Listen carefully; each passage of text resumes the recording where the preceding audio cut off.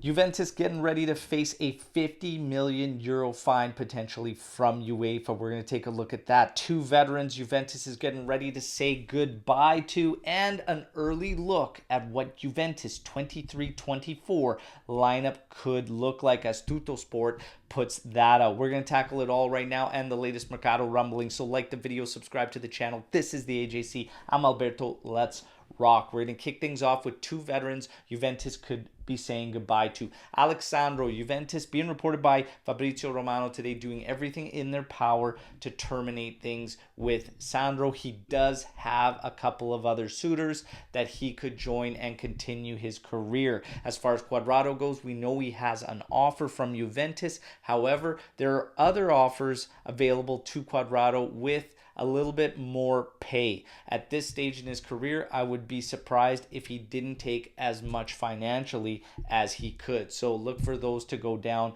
potentially very, very soon. Romano continues that Inter are actually leading the race on Fratesi right now. But the tricky thing with Inter is their mercato right now being 832 million euros in debt. Their mercato literally needs to be zero. And what that means is they can only spend as much as they take in from sales or whatnot. It literally has to balance out perfectly. That is going to be extremely difficult for them and should create a lot of challenges for them. So don't look for anything to get finalized there until they actually make moves first. Fratesi, though, apparently has given the green light. Juventus and also Roma are on standby on the Fratesi situation, all right? In terms of Kulusevski, a new team has emerged. Newcastle has emerged with interest in the player. This is great for Juventus that another team is getting involved with interest because we know Tottenham is trying to push that fee down to around 20 million euros. Now you've got competition and it's within the Premier League. Beautiful stuff for Juventus. I expect Kulusevski to get a deal done with us getting a sale probably somewhere around 30 million euros, all right? Cambiaso.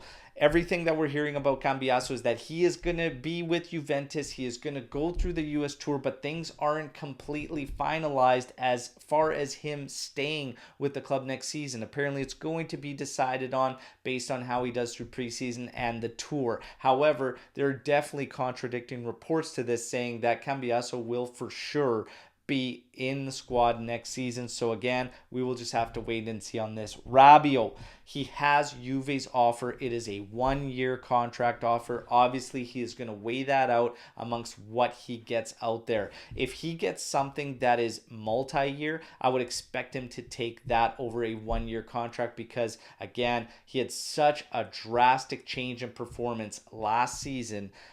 He would have to bank on himself again to get a solid offer and multi-year if he takes Juve up on a 1-year contract. So we'll see what happens with Adrian Rabiot. In terms of Giuntoli, I'm hearing now that the finalization for Giuntoli should be somewhere around June 30th. Again, I think everything is done and dusted. That's everything I'm hearing coming out of Turin from my sources.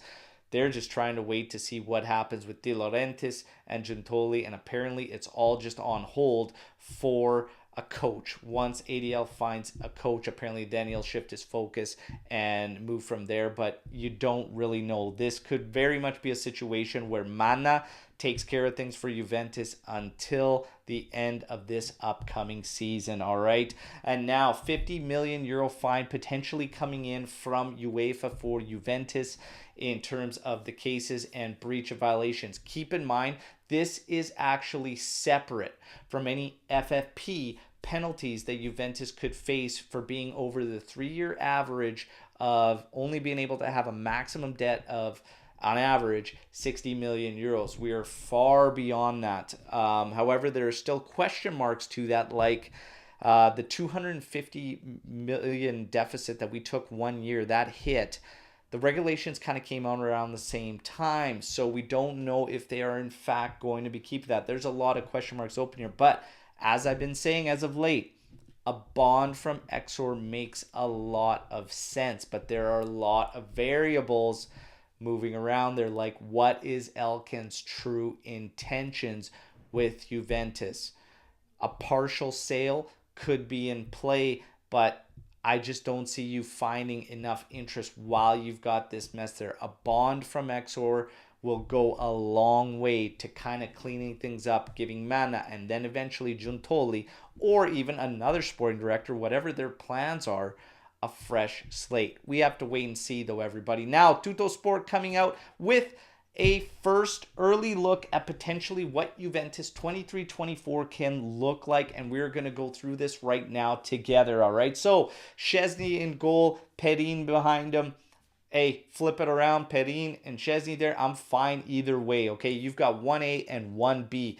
On the right side, you see Danilo with then Cambiaso below him. Cambiaso can play the left side or the right side, which is why I think he absolutely has to come into the squad this season, especially if, according to this, we are saying goodbye to Sandro and Juan Cuadrado. Gatti with Rugani behind him, I have absolutely no issues there. Bremer, Bonucci behind him. I think De Winter should come in. Houston is coming up the ranks. I think it's too soon, but De Winter, I'd probably have him there. Bonucci, fifth option at best. Before that even happens, I would slot Danilo in there, even though he's not as comfortable as in a two center back pairing. But Bonucci can't be trusted for me, so that's what I would do. Parisi and then Kostic. Kostic as a left back, I'm not sold on. So again, you've got a couple guys that could play both sides in Danilo and Cambiaso, but I'm not sold as Kostic as a left back, so I don't like that. Fagioli, Barnechea there. Barnechea is not your typical Mezzala. I see him more as a stay-at-home defensive stabilizing midfielder. He could be great in a two-man pivot. Locatelli, Rovella behind Locatelli. Love it. I think a two-man pivot with these guys would be class. Even Fagioli could play a two-man pivot, but I think Fagioli should be higher up in that Pogba role. So Pogba, Fagioli, Meretti can play in there too, but Meretti would be a decent option as a Mezzala too. Fratesi, and then you see Rabiot in red there. Fratesi as Mezzala, absolutely fine. That's how he plays. You see Pogba there.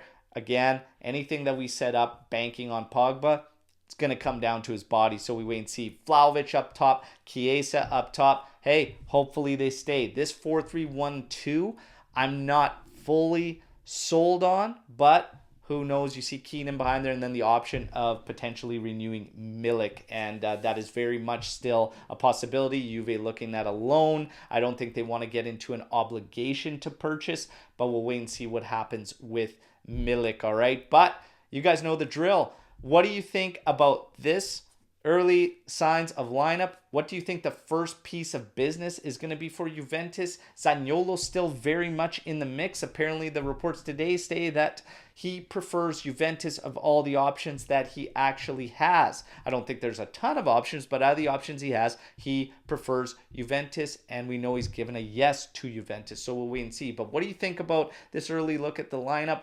What do you think about all the news you heard today? Let me know in the comment section. Don't forget to like the video and subscribe to the channel, and I'll be back tomorrow with another update. Till then, fino alla fine, forza Juve.